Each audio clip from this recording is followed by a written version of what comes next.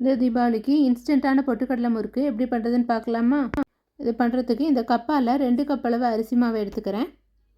1 cup மாவுக்கு 1/4 cup பொரிகடலை வேணும். நான் 2 கப் எடுத்துருக்கிறதுனால 1/2 கப்பு பொரிகடலை எடுத்துக்கிறேன். இதை ஒரு ட்ரையான மிக்ஸி ஜாரில் ஆட் பண்ணி நல்லா நைஸாக பவுட்ரு பண்ணிவிட்டு சலிச்சுட்டு எடுத்துக்கோங்க. அடுத்ததான் இந்த மாவுக்கு தேவையான உப்பு, காரத்துக்கு மிளகாய்த்தூள், கூடவே ஜீரகம் ஆட் பண்ணிக்கிறேன்.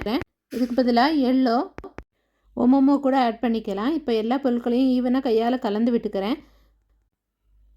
அடுத்ததாக 1 டேபிள் ஸ்பூன் அளவு சூடான எண்ணெய் ஆட் பண்ணிக்கிறேன். இதுக்கு பதிலாக ரூம் டெம்பரேச்சரில் இருக்கிற வெண்ணெய் கூட ஆட் பண்ணிக்கலாம். அதையும் மாவோடு கலந்ததுக்கு அப்புறமா வார்ம் வாட்டர் ஆட் பண்ணி சாஃப்டான மாவாக பிசைஞ்சுக்கோங்க. கலந்த மாவு சப்பாத்தி மாவை விட கொஞ்சம் லூஸாக இருக்கணும். அப்போ தான் பிழியறதுக்கு வசதியாக இருக்கும். இப்போ நான் இதை தேங்காய் நாளியை யூஸ் பண்ணி பிழிஞ்சுக்கிறேன். நீங்கள் பெரிய ஹோல் உள்ள இடியாப்ப நாளியில் கூட இது பிழிஞ்சுக்கலாம். அவ்வளோதான். எண்ணெய் நல்லா சூடானதும் அதை ஓரத்தில் இருந்து ஆட் பண்ணிக்கோங்க. முறுக்கை ஃப்ரை பண்ணும்போது மீடியம் ஃப்ளேமில் வச்சு 2 பக்கமும் ஈவனாக ஃப்ரை பண்ணி எடுத்துருங்க. அவ்வளோதான். கிறிஸ்பியான அரிசி மாவு பொட்டுக்கடலை முறுக்கு ரெடி.